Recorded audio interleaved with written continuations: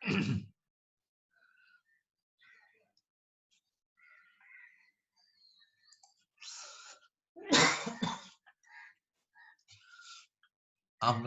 গতকালকে এই পর্যন্ত আমরা আলোচনা করে এসেছিলাম যে একটা জেনারেটরের টার্মিনালে যদি আমাদের 3 ফেজ ফল্ট হয় তাহলে আমাদের ইকুয়েশনটা এসে দাঁড়ায় এরকম এর মধ্যে দুটো কম্পোনেন্ট ঠিক আগের মতনই নর্মাল আরএল সার্কিটের মতন। এই এসি এবং ডিসি কম্পোনেন্টকে আমরা এখানে একটা জিনিস ফিগারটা গতদিনে আলোচনা করে এসেছিলাম, শুধু এসি কম্পোনেন্টটাকে যদি আমি দেখাই ফিগার হিসেবে, ছবি হিসেবে, তাহলে আমরা দেখতে পাচ্ছি এসি কম্পোনেন্ট নিজেও কনস্ট্যান্ট না, peak to peak value constant না, আস্তে আস্তে নেমে যাচ্ছে। অর্থাৎ এখানেও আমাদের জিনিসটা আছে কয়েক দফায়। বিশেষ করে একটা পিরিয়ড আমরা বলি প্রথম 1 থেকে 2 সাইকেল পর্যন্ত সাবট্রানজিয়েন্ট পিরিয়ড, তারপরে পরে 2 থেকে একেবারে স্টেডি স্টেট হওয়ার আগ পর্যন্ত এটা 8-10 সাইকেল, যেটা depending on the machine size হতে পারে, সেটাকে আমরা ট্রানজিয়েন্ট পিরিয়ড বলি। আর ফাইনালি যখন কারেন্টটা স্টেডি স্টেটে পৌঁছায় তখন আমরা বলি স্টেডি স্টেট ফল্ট কারেন্ট।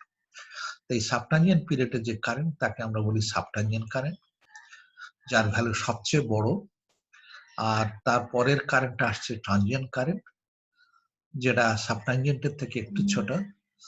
আর সব শেষে যখন ফাইনালি সাবট্রানজিয়েন্ট ট্রানজিয়েন্ট দুটো পিরিয়ড শেষ হয়ে যায় তখন আমাদের স্টেডি স্টেট, এবং এই কারেন্ট আমরা বলি স্টেডি স্টেট ফল্ট কারেন্ট। এই কারেন্ট গুলোকে আমরা এইভাবে লিখে এসেছিলাম। এইগুলো যদি আরএমএস ভ্যালু আমরা বার করতে চাই তাহলে সাবট্রানজিয়েন্ট পিরিয়ডের আরএমএস ভ্যালু, সাবট্রানজিয়েন্ট কারেন্টের আরএমএস ভ্যালু বা এসি কম্পোনেন্টের আরএমএস ভ্যালু আমাদের এইটা আসছে at t is equal to 0, মনে রাখতে হবে at t is equal to 0 এই ভ্যালু, এটাকে আমরা সাবট্রানজিয়েন্ট কারেন্ট বলি, RMS value of subtransient current. এরপরে সাবট্রানজিয়েন্ট টাইমের পরে আমাদের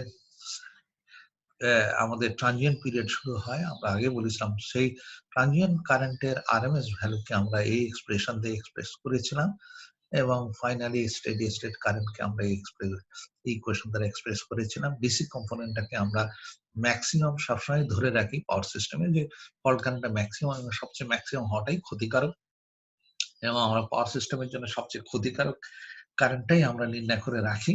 সেই হিসেবে আমাদের ডিসি কম্পোনেন্টের মান হলো এইটা, যেটাকে আমরা এইভাবে এক্সপ্রেস করতে পারি √2। এই আই ডাবল প্রাইমটা হচ্ছে RMS value of the subtransient current, যেটা আগে আমরা বার করে এসেছি। এখন এইটার পুরো সামারি আমরা এখানে দিয়ে রেখে এসেছি।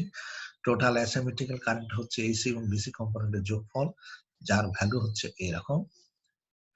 এইটার যদি এই অ্যাসিমেট্রিক্যাল কারেন্টের যদি আবার আমরা আরএমএস ভ্যালু নির্ণয় করতে চাই টোটাল কারেন্টটা, তাহলে আমাদের ইকুয়েশনটা এই ধরনের হবে।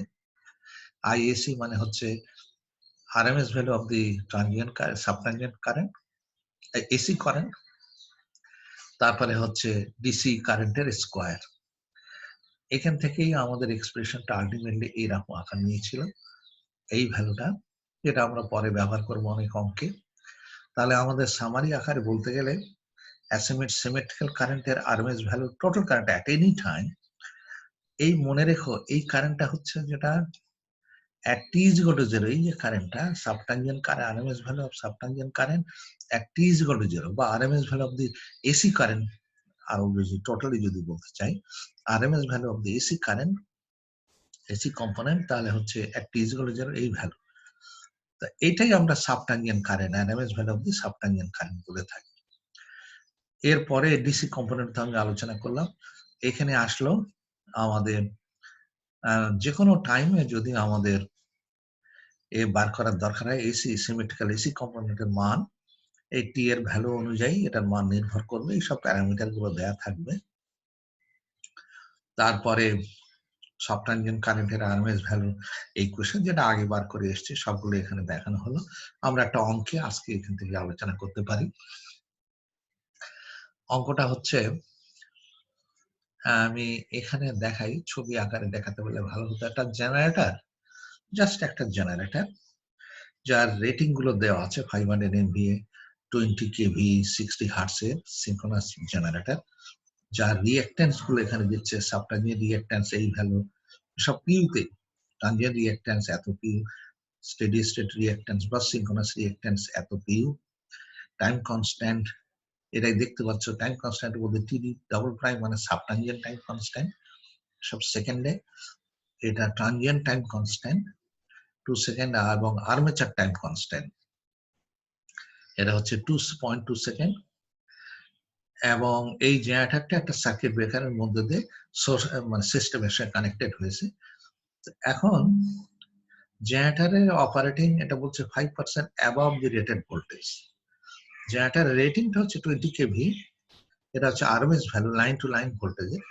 আর এখানে দিচ্ছে জেনারেটর নর্মালি হয়তো এক্সাইটেশন বেশি হওয়ার কারণে জেনারেটর 5% অ্যাবভ দি রেটেড ভোল্টেজে অপারেট করছে এক নো লোড। আর এইরকম সময় যদি একটা 3 ফেজ ফল্ট হয় জেনারেটরের টার্মিনালে বা সার্কিট ব্রেকারের পরে, তাহলে আমাদের কারেন্টটা সেটাও বলছে যে breaker interrupts the fault current 3 cycles after the fault inception, অর্থাৎ ফল্ট যখন হলো তার 3 সাইকেলের মাথায় এই fault circuit breaker contact open হয়ে ফল্টটা আইসোলেট করে ফেলে। এখন এই অবস্থার মধ্যেই বার করতে বলছে আমাদের তিনটে value, RMS value of the subtangent fault current in PU and in kiloampere, maximum DC offset as a function of time, আর RMS asymmetrical fault current which the breaker interrupts assuming the maximum DC, অর্থাৎ circuit breaker যে 3 সাইকেলের মাথায় ফল্টটা open করে, অর্থাৎ 3 cycle পরে total asymmetrical কারেন্টের RMS value নির্ণয় করতে বলছে। তো এটার জন্য দেখো যেহেতু জেনারেটরটার ইন্টারনাল ভোল্টেজটা এরা বলছে যে জেনারেটর 5% অ্যাবভ দি রেটেড ভোল্টেজ, তার মানে এই যে জেনারেটরের পার ফেজের যে ভোল্টেজটা যদি এটা 100% এ অপারেট করতো মানে নর্মাল ভোল্টেজে অপারেট করতো তাহলে এটা হতো 1 পিউ, কিন্তু যেহেতু 5% অ্যাবভ দি রেটেড ভোল্টেজ অতএব এটা 5% অ্যাবভ মানে 0.05% মানে 0.05 100, তাহলে সেখানে 1 এর 5% হচ্ছে 0.05, তাহলে 1.05 পিউতে অপারেট করছে। এখন ইজির ভ্যালু তার মানে এই দাঁড়াবে। তা এখানে সাবট্যানজেন্ট কারেন্টটা আরএমএস এর সাবট্যানজেন্ট কারেন্টটা যেটা এ পার্টে চাচ্ছে তার মানে জাস্ট ভ্যালুগুলো বসিয়ে দিলে এটা পিউতে হলো। যদি এটাকে কিলো অ্যাম্পিয়ারে চাও তাহলে এটাকে বেস কারেন্ট দিয়ে গুণ দিতে হবে। বেস কারেন্টটা বার করবে, এখানে জেনারেটরের যে বেস কারেন্টটা হচ্ছে যে জেনারেটরের যে rating divided by √3 into V rated, যে ভোল্টেজ রেটেড নর্মাল ফর্মুলা অনুযায়ী আর কি। তো এখানে তাহলে এইটা ভ্যালুটা আসছে 14.43 কিলো অ্যাম্পিয়ার। সেখান থেকে সাবট্যানজেন্ট কারেন্টটা হলো টোটাল তাহলে আমাদের কিলো অ্যাম্পিয়ারে আসছে এইটা। এখন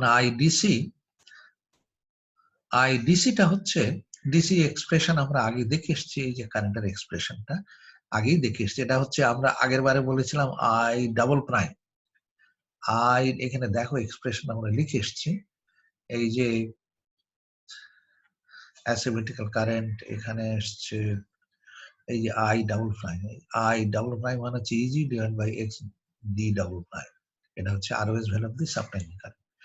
আমরা এই ইকুয়েশনটা এই যে √2 ইন্টু এই Eg divide by X D double prime এটাকে আমরা আই ডাবল প্রাইম দিয়ে লিখলাম into e to the power minus t by T. এই আই ডাবল প্রাইমের ভ্যালু ইতিমধ্যে বার করে ফেলেছি, তাহলে এটা পিউতে রাখতে পারো, 1 কিলো অ্যাম্পিয়ারে নিলে কিলো অ্যাম্পিয়ারে দিয়ে গুণ দিয়ে দিয়েছে সেটাও হতে পারে। এটা গেল। আর যদি সি পার্টে যেটা চেয়েছিল সেটা হচ্ছে আরএমএস অ্যাসিমেট্রিক্যাল ফল্ট কারেন্ট, 3 সাইকেলের পরে আরএমএস অ্যাসিমেট্রিক্যাল ফল্ট কারেন্ট, তার ভ্যালুটা হবে এরকম ধরনের √√i AC component square plus DC component square. তো এই দুটো কম্পোনেন্টের মান আগেই কি করে বার করতে হয় সেটা দেখানো হয়েছে। RMS value of the symmetrical current এই যে এইভাবে তুমি এক্সপ্রেশনে বসাও। এই টি এর মানটা এখানে হচ্ছে আমাদের 3 সাইকেল হবে, 3 সাইকেলের ইকুইভ্যালেন্ট সেকেন্ডে বসালেই হয়ে যাচ্ছে। এইভাবে তুমি সবগুলো যদি করে ফেলো দেখো, না প্রথমটা বোধহয় হচ্ছে DC component as a function of time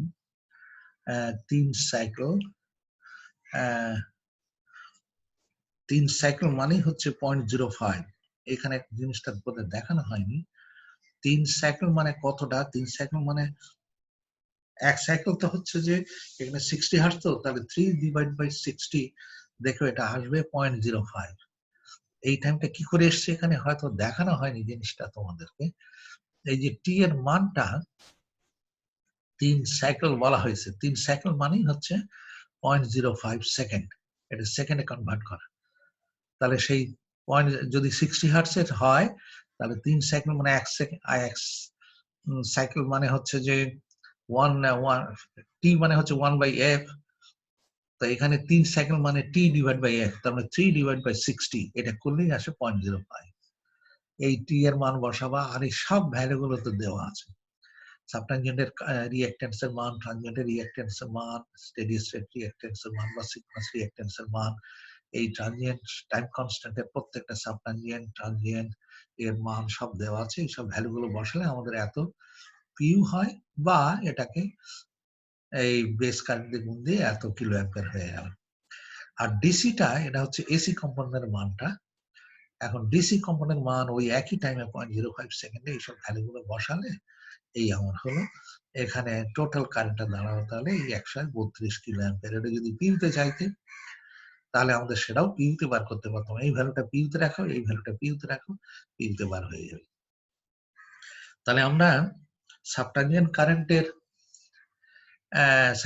current কি মেনলি আমরা জেনারেটরের টার্মিনালে যদি ফল্ট হয় আমরা সাবট্যানজেন্ট সিনারিওকে এইভাবে ইকুইভ্যালেন্ট সার্কিট দ্বারা রিপ্রেজেন্ট করাতে পারি। সোর্স আর behind the subtransient reactance XD double prime. এখানে ফল্ট হলে ফল্ট কারেন্টটাকে আমরা বলছি subtransient current ID double prime, I double prime. তার ভ্যালু হচ্ছে এরকম। ট্রানজিয়েন্ট কারেন্টকে যদি ইকুইভ্যালেন্ট সার্কিট দ্বারা রিপ্রেজেন্ট করাতে চাই তাহলে আমাদের এরকম আসবে। আর স্টেডি স্টেট ফল্ট কারেন্টের সিনারিওকে যদি ইকুইভ্যালেন্ট সার্কিট দ্বারা রিপ্রেজেন্ট করাতে চাই তাহলে আমাদের এই এক্সপ্রেশন, এই ধরনের সার্কিট দিয়ে আসবে। সোর্স বিহাইন্ড দি সিকোয়েন্স রিঅ্যাকট্যান্স। অতএব এই কারেন্টটা হবে, এখানে মুছে গেছে হয়তো দেখানো হয়নি, এই কারেন্ট হচ্ছে আই, কারণ আই মানে হচ্ছে এই জি ডিভাইড বাই এক্স। এই হলো জিনিসটা। এখন এখানে একটা কথা বলা হয়েছে যে ফলটা যদি সোর্সের জেনারেটরের টার্মিনাল থেকে বেশ কিছুটা দূরে হয়, যদি দূরে হয় তাহলে দূরের জন্য যে রিঅ্যাকট্যান্স হবে ওই লাইনের যে রিঅ্যাকট্যান্সটা, সেই রিঅ্যাকট্যান্সটা সবসময় এইটার সঙ্গে যোগ হবে। এখানে একটা রিঅ্যাকট্যান্স আসবে, সেই রিঅ্যাকট্যান্সটা হলে ফল্ট কারেন্টটা নির্ণয় হবে তখন সোর্সের ভোল্টেজ ডিভাইডেড বাই এই দুই রিঅ্যাকট্যান্সের যোগ করতে হবে। এখানে একটা সেই এক্সটার্নাল রিঅ্যাকট্যান্সটা যোগ হবে প্রত্যেকটা ক্ষেত্রে। এই গেল। এখন আমরা এর একটা উদাহরণ নিয়ে আসি যেটা আমাদের স্টিভেনসন বই থেকে নেওয়া। এখানে দুটো সোর্স প্যারালাল অপারেশনে করছে।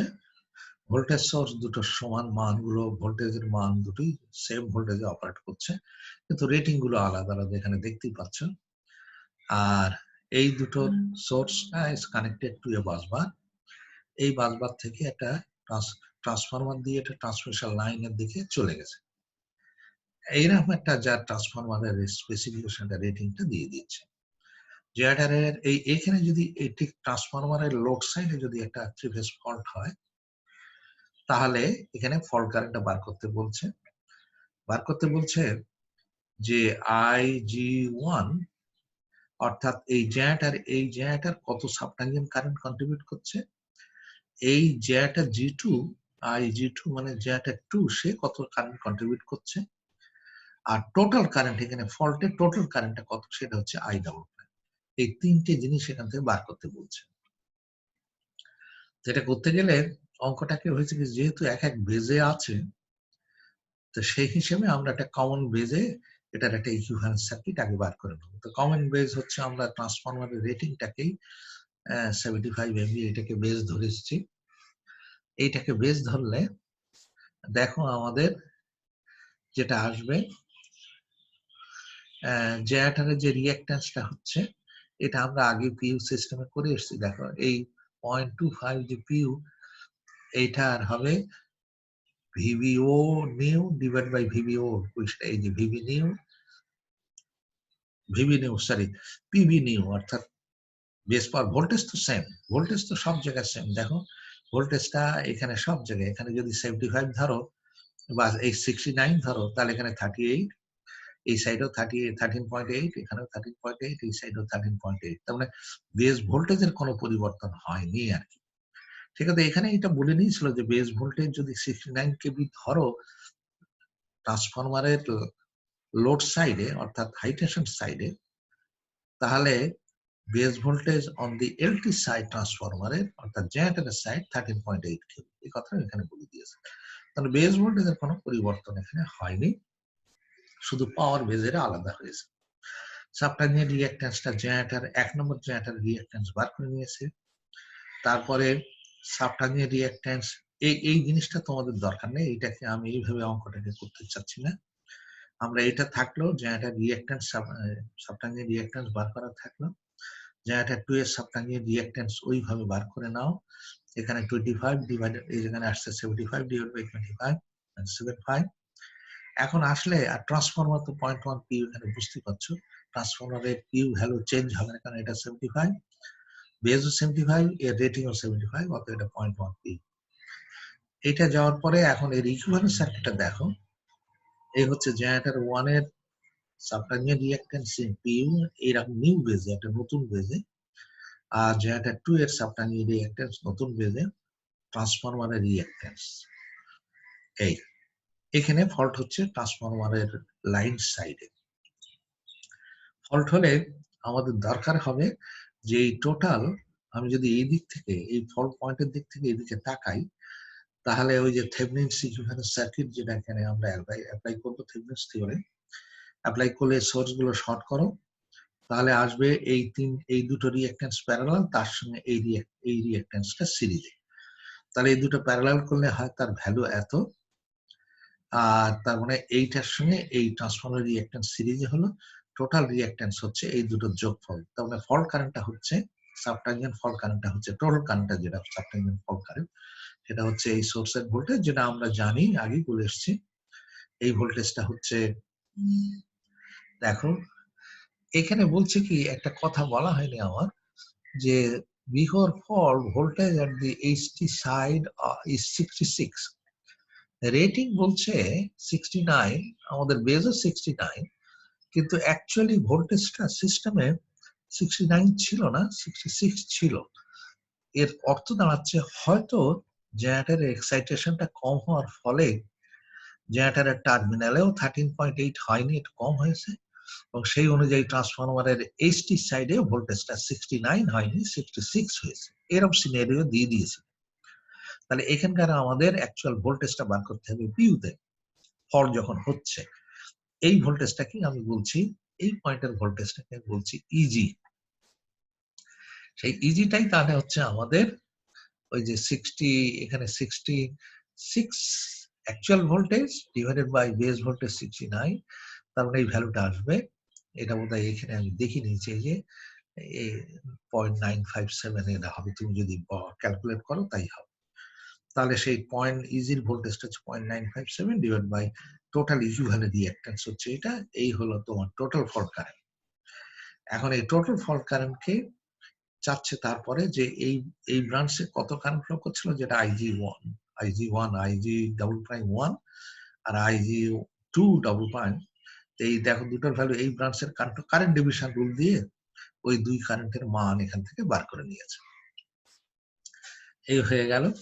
তাহলে আমাদের যদি এইগুলোর প্রত্যেকটার ভ্যালুকে আমরা কিলো অ্যাম্পিয়ারে চাই, অ্যাকচুয়াল ইউনিটে চাই, তাহলে আমাদের এটা আসবে বেস কারেন্ট দিয়ে গুণ দিয়ে দেওয়া। প্রত্যেকটারই বেস কারেন্ট দিয়ে গুণ দাও। যেমন নাকি হচ্ছে যে base current on the generator circuit, সেটা হচ্ছে base power divide by √3 into base voltage. Generator সাইডের বেস ভোল্টেজ 13.8 কেভি, জেনারেটর সাইডের রেটিংটা দেওয়া আছে 13.8 কেভি, অতএব এটা বেস ভোল্টেজ ওখানে তাই। এই আমাদের হলো বেস কারেন্ট, তা গুণ দিয়ে দাও, এখানে বেস কারেন্ট দিয়ে দিলে এই সব কারেন্ট গুলো এখান থেকে বার হয়ে গেল। কিন্তু একটা জিনিস মনে রেখো, এই সব কারেন্ট এখান থেকে, এখানে একটা জায়গায় আমার দৃষ্টিতে এখানে একটু ভুল আছে এখানে এই অঙ্কটার মধ্যে, আমি মনে করছি 2.75। দাঁড়াও দেখি টোটাল ফল্ট কারেন্টটা কত হয়েছিল, 2.75। তো তার কারণ এই সাইডের বেস ভোল্টেজটা পরিবর্তন হবে এই অঙ্কটার এখানটায়, এই ভ্যালুটা এখানটার বেস পাওয়ার কারেন্টটা তো এরকম না, এই যে 3.18 না, এটা জেনারেটর সাইডে এই দুটো কারেন্টের বেজ, এই দুটো কারেন্টের একই বেজে, কিন্তু এই সাইডে ফল্ট যখন হলো এটা তো এইচটি সাইডে, এখানকার বেস কারেন্টটা তো আলাদা। সুতরাং এখানকার বেস কারেন্টটা হবে এই 75 ডিভাইড বাই √3 ইন্টু এই সাইডের যে বেস ভোল্টেজ, দ্যাট ইজ 69। অতএব এখানে এটা কি বোধ হয় ভুল হয়েছে, এই অঙ্কটার বেস কারেন্টটা সব জায়গায় এক রকমের হবে না। এখানে হবে যদি জেনারেটরের লাইন সাইডে আসে 69 কেভি সাইডে, তাহলে 75 ডিভাইড বাই √3 ইন্টু 69 হবে, এই কারেন্টটা মান আলাদা হবে। এবং এখানকার টোটাল সাবটাঞ্জিয়েন্ট কারেন্টের মান কিলো অ্যাম্পিয়ারেও আলাদা হবে। এই ভ্যালুটা একটু ভুল আছে এখানে করা, এটা তোমরা একটু ঠিক করে নিও, যদি অসুবিধা হয় পরে ক্লাসে আমার সঙ্গে আলোচনা করে নিও। এই গেল আমাদের মোটামুটি অঙ্কটার কথা। এখানে দেখো আমরা এ পর্যন্ত যে আলোচনা করে এসছি সেখানে ধরে এসছি জেনারেটর আনলোডেড কন্ডিশন ছিল। এখন সবসময় তো virtual generator loaded, generator run করছে, অপারেশনে আছে, সেই অবস্থা তো কোনোদিনও এমন হবে না যে ফল্ট সবসময় আনলোডেড কন্ডিশনে ফল্ট হবে। যখন জেনারেটর লোডে আছে তখনও তো হতে পারে।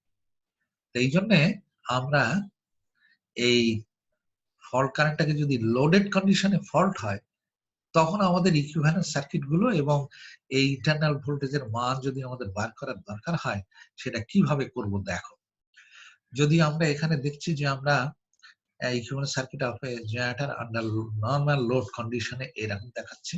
এই generator synchronous reactance, transmission line, একটা ছোট লাইনের এক্সটার্নাল রিঅ্যাক্ট্যান্স, আর এটা হচ্ছে লোড। এখানে যদি ফল্ট অ্যাপ্লাই করা হয়, এখানকার ভোল্টেজ আমাদের হচ্ছে ভিএল বলছি আমরা, লোডের অ্যাক্রসে যে ভোল্টেজটা। এখানে যদি আমরা একটা ফল্ট অ্যাপ্লাই করি এই জায়গাটায় লোডের টার্মিনালে, তাহলে দেখো সাবটাঞ্জিয়েন্ট পিরিয়ডে কিভাবে আমরা সিমুলেট করব। উদ্দেশ্য আমাদের এই সাবটাঞ্জিয়েন্ট কন্ডিশনে জেনারেটরের ইন্টারনাল ভোল্টেজটা বার করব লোডের কারণে, লোড থাকার কারণে এই ইন্টারনাল ভোল্টেজটা আন্ডার নো লোডের কন্ডিশনের থেকে ভিন্ন রকমের হবে, কারণ এখানকার এক্সাইটেশন লোডে থাকবে তো এক্সাইটেশন বেশি হবে নর্মাল নো লোডের থেকে। তা সেই বিবেচনাতে আমরা এখানে যদি ফল্ট হয়, দেখো ইকুয়েশনটা কিভাবে আমরা সাজাচ্ছি। এখানে সাবটাঞ্জিয়েন্ট কন্ডিশনে তখন এই এখানে যদি ফল্ট হয়, তো ফল্ট হওয়ার সঙ্গে সঙ্গেই আমরা ফল্ট কারেন্ট তো একেবারে সঙ্গে সঙ্গে চেঞ্জ হয় না, এটা একটা আরএল সার্কিট, এল এর কারণে ফল্ট কারেন্টটা ইনস্ট্যান্টিনিয়াস চেঞ্জ হয় না, এটা স্লো হয়। তো ইনস্ট্যান্টিনিয়াস কন্ডিশনে আমরা ধরে নিচ্ছি যে নর্মাল যে লোড কারেন্ট সেটা ফ্লো করছিল। তাই যদি হয় তাহলে দেখো এখানে আমাদের আসবে এই সার্কিটটা ক্লোজ করে দাও, সুইচটা ক্লোজ করলে ফল্ট অ্যাপ্লাই হলো, তাহলে ইন্টারনাল ভোল্টেজের মান হবে easy double prime is equal to এই যে ভিটি, এইটা টার্মিনাল ভোল্টেজ প্লাস এই এইখানকার ড্রপ, এই আইএল যেটা ধরে নিচ্ছি যে লোড কারেন্টে যেটা ছিল সেটা আইএল, তার সঙ্গে এইটার গুণ দিলে যে ড্রপ, সেই দুটো যোগ করে আমাদের এই ইন্টারনাল ভোল্টেজটা বার হলো। তো আমি এই পর্যন্ত দিয়ে এটাকে শেষ করে দিই। আমরা পরের জাস্ট পরের লেকচারটায় আমি এটাকে দেখছি, এখানে আমি শেষ করে দিই আর কি এটা।